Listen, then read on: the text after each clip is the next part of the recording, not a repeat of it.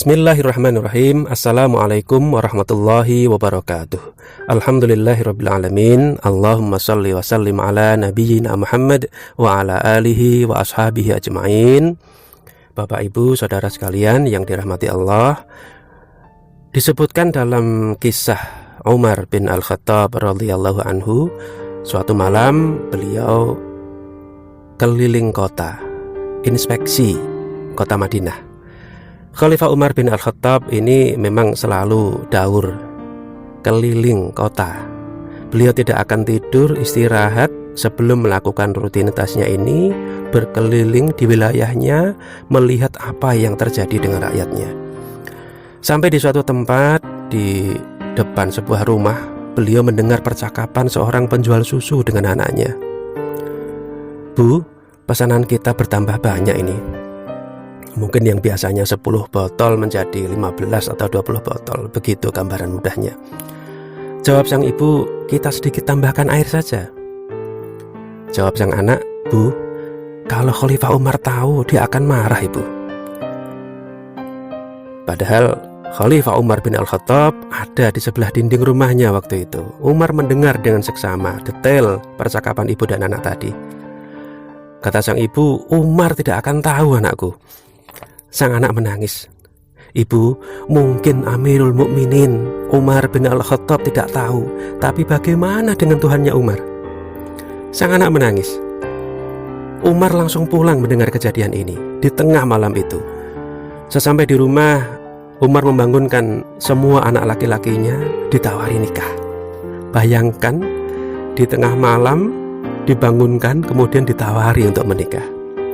"Anak-anakku, siapa yang mau menikah dengan anak penjual susu?" Malam-malam lagi ngantuk-ngantuknya dibangunkan, disuruh nikah. "Ya sudah, kalau tidak ada biar saya saja yang menikahi dia."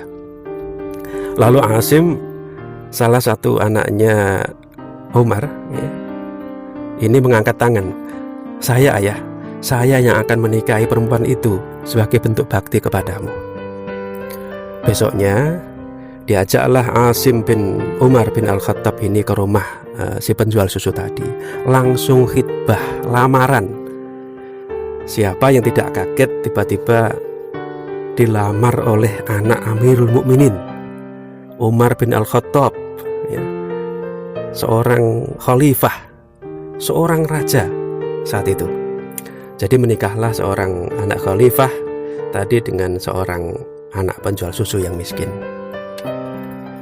Bapak ibu yang dirahmati Allah, ini adalah sesuatu yang sudah sangat terjadi di masa ini. Mayoritas kita lebih mengedepankan wajah, tampang, ketampanan, kecantikan dalam memilih jodohnya. Sebagian lagi memilih jodoh untuk dia atau anaknya itu memilih karena harta atau kedudukannya. Sejauh mana calon suami atau calon menantu itu berharta atau berkedudukan.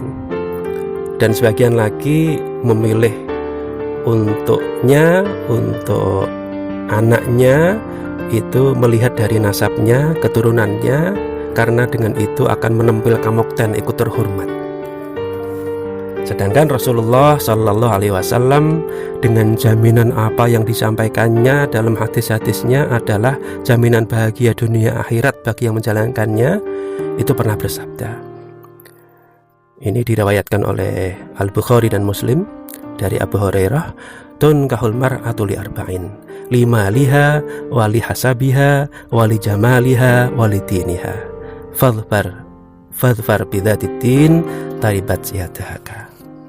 Jadi perempuan itu dinikahi karena 4, karena hartanya, karena keturunannya, karena kecantikannya, dan karena agamanya.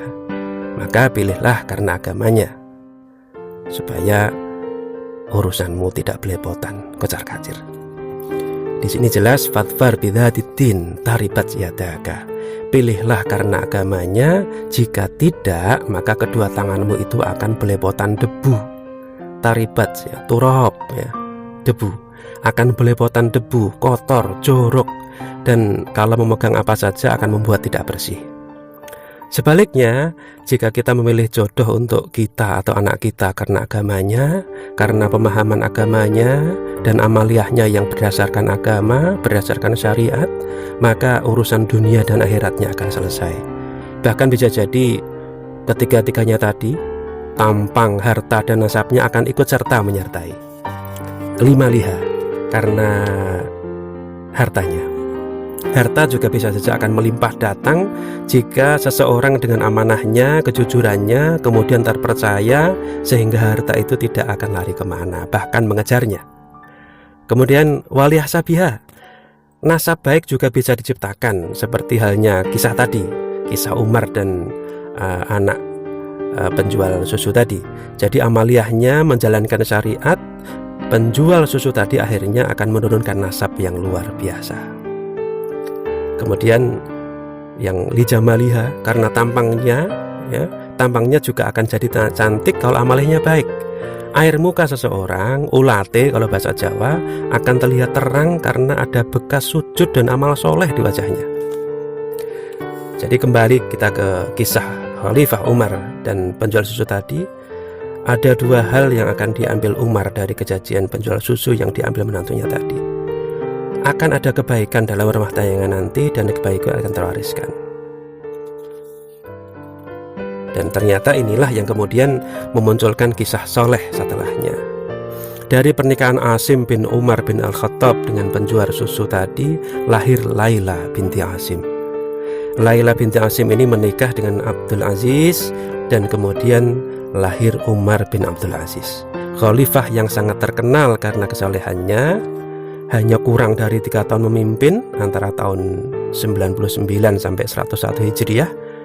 Khalifah ini luar biasa keadilannya, memakmurkan rakyatnya hingga tidak ada satupun rakyatnya yang menerima zakat saat itu. Kepemimpinannya luar biasa.